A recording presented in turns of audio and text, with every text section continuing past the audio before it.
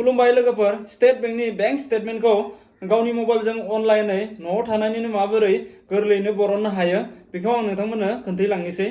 थेवबो दाना जोङो मबाइलाव नायलांदोनि।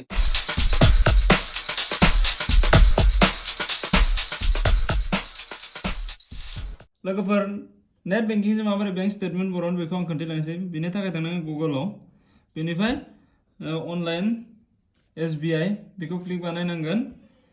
स्टेट बैंक अफ इन्डिया, बेनि उनाव लगिन, बेनि उनाव कन्टिनिउ टु लगिन, बेनि उनाव निजिनि इउजार आईडी पासवर्ड होनानै कैप्चाखौ फिल बानायना लगिन बानायना निजिनि नेट बेंकिंखौ खुलिना ला। बेनि उनाव OTP फैगोन, OTP खौ कपि बानायना लादो। नैबेयाव वान टाइम पासवर्डआव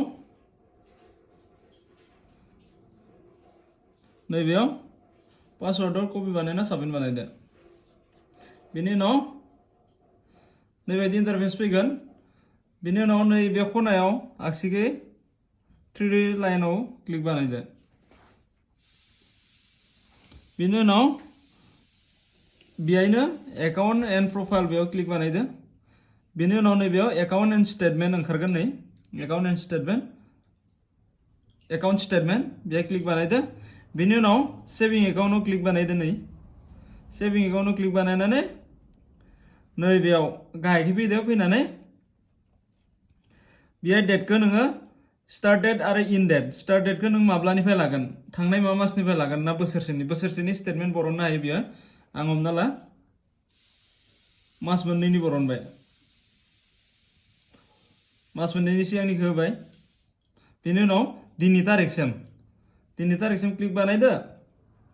बेनि उनाव नों भिउ बानायनोबा नैहाय दङ, भिउ बानायनोबा भिउ जास्ट नायनोल' हागोन। डाउनलड बानायनोबा एक्सेलाव डाउनलड बानायनो हागोन, PDF डाउनलड बानायनो हागोन, आपल'डेड डिजिलकारावबो डाइरेक्ट आपल'ड बानायनो हागोन। आङो डाउनलड बानायनोसै PDF आव।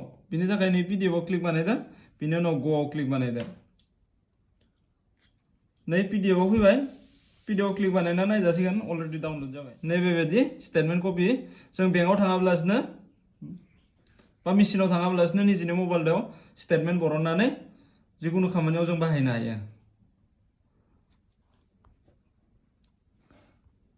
बेनि उनाव अलरेडि डाउनलड जाबाय। नोङो इयो PDF आव थांनानै डाउनलडआव थांनानै बा फाइल मेनेजाराव थांनानै डाउनलडआव आरामसे बरननो हागोन। नैबे डाउनलडआव थांना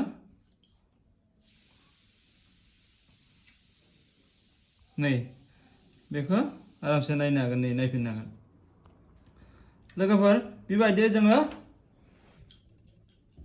नेट बेंकिंजों बेंक स्टेटमेन्टखौ गोरलैयैनो बरनो। लोगोफोर भिडिअखौ मोजां मोनोबा लाइक आरो साबस्क्राइब बानाय, लोगोसे खनायाव थानाय बेल नटिफिकेसनखौ दबायनानै हो। Thank you.